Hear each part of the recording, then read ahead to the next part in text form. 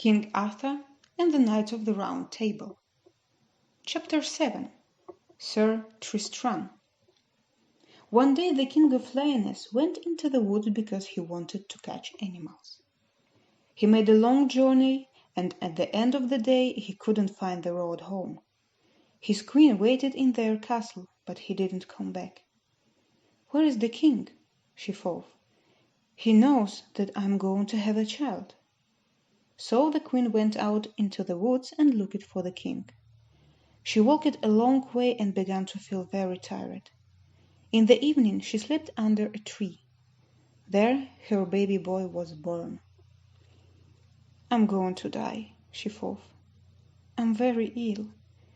She took her baby in her arms. "Oh, my little son," cried the queen, "I will give you the name Tristram. It means sad, and I am sad.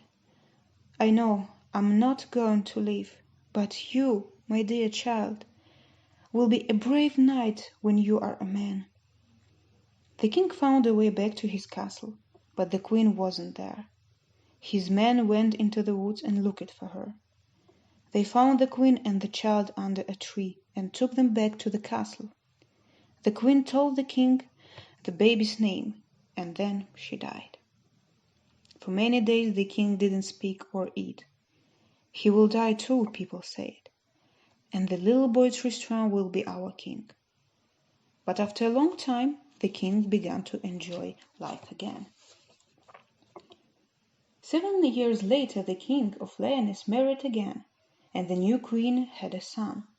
She loved her son very much, but she didn't like Tristram, the son of her husband's first wife. One day the queen thought of a plan. She made a drink for Tristram and put some poison in it. "He will think it is wine," she thought, "but when he drinks it, he will die."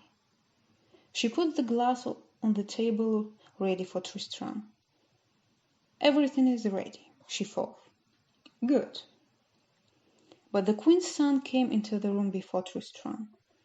He was very thirsty and he drank from the glass. Then he fell on the floor and died. The queen tried to kill Tristram a second time, and she put some poison into his drink. She put the glass on the table and again waited for Tristram. This time the king came into the room. He put his hand out to the glass of wine, but the queen cried, "Don't drink it!" The king suddenly remembered his second son. There was poison in his drink. Then he understood the queen's evil plan. "You wanted to kill Tristram, but your son drank the poison. So you tried to kill Tristram again, but I nearly drank it." The king was very angry. "Make a fire, take the queen and put her in it," he shouted to his men. But when the fire was ready, Tristram came to his father.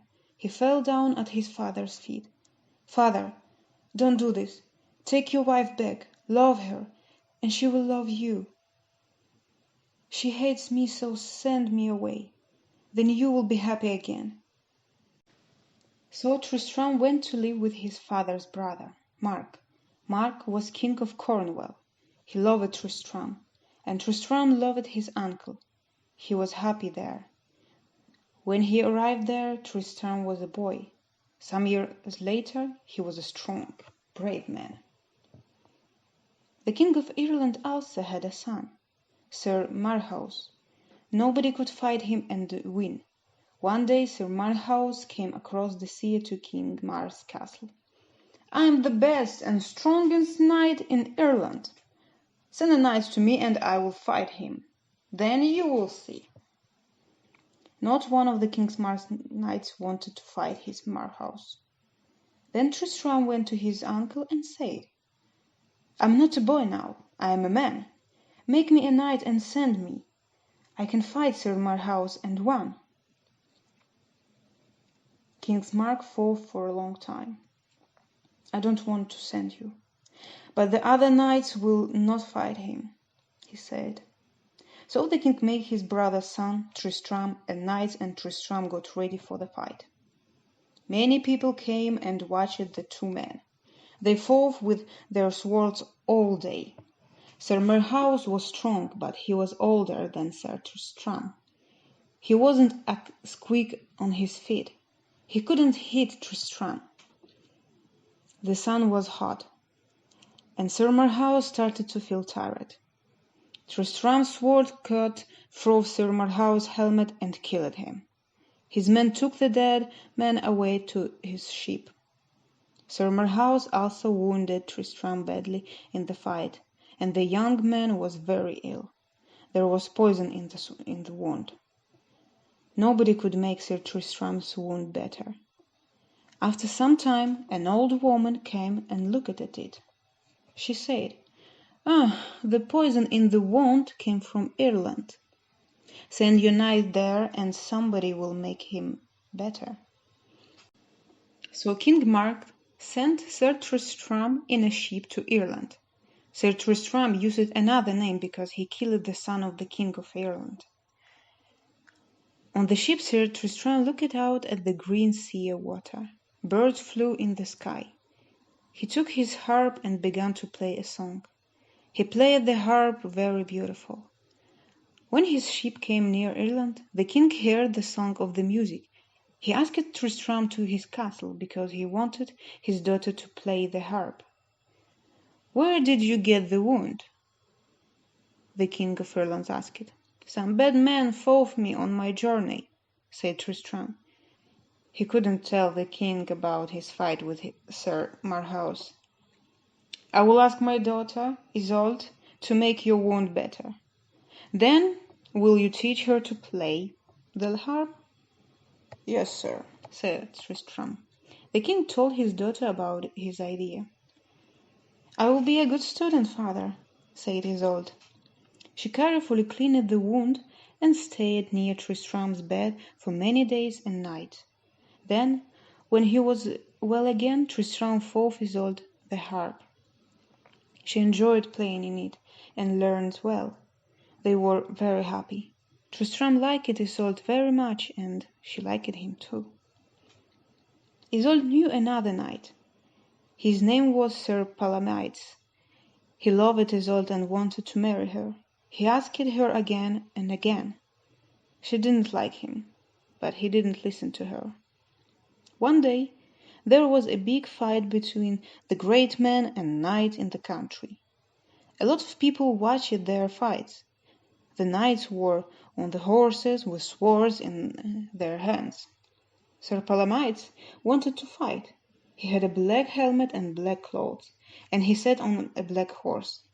Tristram had a white helmet, white clothes, and a white horse. The two knights began to fight. Sir Tristram moved quickly and hit Sir Palomides with his sword. The black knight fell off his horse onto the ground. Then Tristram stood over him with his sword. "Leave here, don't speak to Isolde again, or I will kill you," he cried.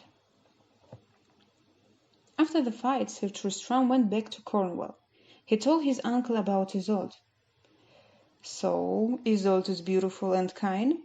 I can marry Isolde, and then the King of Ireland and I will be friends. It will be good for our two countries," King Mark said. "Ask the King of Ireland for me." So Tristram went back to Ireland. "King Mark wants to marry. Will you give him your lovely daughter Isolde? He is a good man and he will love her," Tristram said to the King of Ireland. "Yes, it will be a good thing for this country and for Cornwall," answered the King of Ireland, and he sent Isolde to King Mark. Tristram took Isolde on his ship. He played beautiful songs on his harp for her. Tristram loved Isolde, and she loved him. "I cannot marry you because you are going to marry King Mark, but he is a good man, and he will love you well," said Tristram. After many days at sea, the ship came to Cornwall. "I have to leave you now, dear Isolde," Tristram said badly. "I'm going away to Camelot. I want to be a knight of the Round Table. I will fight for King Arthur. But please remember this. I'm your friend, and I will always love you. When you want me help, I will come." So Isolde married King Mark, and he gave her many lovely things. But one day Sir Palamine suddenly arrived and carried Isolde away on his horse. Another knight went after him, and Sir Palamine fought him. Isolde ran away. She ran and ran through the wood. "Night is coming," thought Isolde. "Nobody will find me here in the dark wood." She sat down and cried. Then she saw a lake. "I will jump into the water and die. Then that evil Sir Palamon cannot hurt me or take me away." Isolde stood by the lake and looked into the cold water. She heard the sound of a horse and turned round. It was not Sir Palamon. It was another knight. "Who are you?" asked Isolde. She was afraid. "I'm Sir Athern," answered the knight. "Why are you here in the wood at night?" "Queen Isolde? Don't be afraid. I will not hurt you. I hope I can help you." "I ran away from Sir Palamon. He wants to take me away. Oh, please, help me." "It is dangerous for you here," Sir Arthur said. "Come with me to my castle." Later that night Sir Palamon arrived at the castle of Sir Arthur. "Open the doors!" he shouted, but nobody answered. Sir Tristram was on his way to Camelot when a man ran to him. "Sir Palamon took Isolde away," he said. Tristram was very angry. He went back to Cornwall quickly and looked for Isolde. He saw a knight on the ground in a wood. "Sir Palamon wounded me in a fight," said the man. Tristram gave the brave knight a drink of water. "Where did Isolde go?" Sir Tristram asked the knight. "I don't know," answered the knight. "She ran away when she saw the fight." "I have to find her," said Sir Tristram, and he jumped back on his horse. He came to a lake and looked at the ground. Isolde was here, he thought, and another person on horse. I will follow them. After a short time he came to a castle. Outside the castle was Sir Palamon. Sir Palamon saw the Tristram and followed him. But Sir Tristram was stronger. Tristram threw Palamon off his horse, and the evil knight fell onto the ground. Sir Palamon stood up and pulled his sword out of its scabbard. Then Tristram got off his horse and took out his sword. The two men fought there in front of the castle. Isolde was inside the castle. She heard the noise of the fight, and looked down from her window. "Tristram is here," she cried. "He will help me." She watched the fight. Palamon fell again, and Tristram stood over him with his sword. "No!" shouted Isolde loudly. "Don't kill him!" Sir Arthur's men opened the castle doors, and Isolde ran outside. "Please don't kill him, kind Sir Tristram. He fought bravely. Send him to King Arthur, and he will learn to be a good knight. Then he can fight for the king." "I will do this for you," answered Tristram. So Sir Palamon went to Camelot and learned to be a very good knight. Sir Tristram took Isolde to King Mark, and he stayed in Cornwall with them. But the king began to be afraid of him. "Sir Tristram is young and brave," he thought. "He fought Sir Palamon for my queen, Isolde. Perhaps now she will love Tristram and will not love me." One day Tristram went with Isolde to the beach. King Mark followed them there and watched them. Tristram played a beautiful song for Isolde on his harp. She listened with a smile on her face. Suddenly King Mark came with his sword. "Why are you singing love songs to my wife?" he shouted. "I'm going to kill you for this."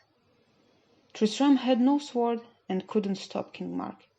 The king wounded Tristram very badly, and he fell at Isolde's feet and died. Day after day Isolde sat and looked at the sea. She didn't eat or drink. She didn't speak to anybody again. She cried because Tristram was dead. Then she did too. When King Arthur heard the story of Tristram and Isolde, he was very sorry. Tristram was a brave knight of the Round Table. Arthur was very angry with King Mark, so he sent another knight to Cornwall.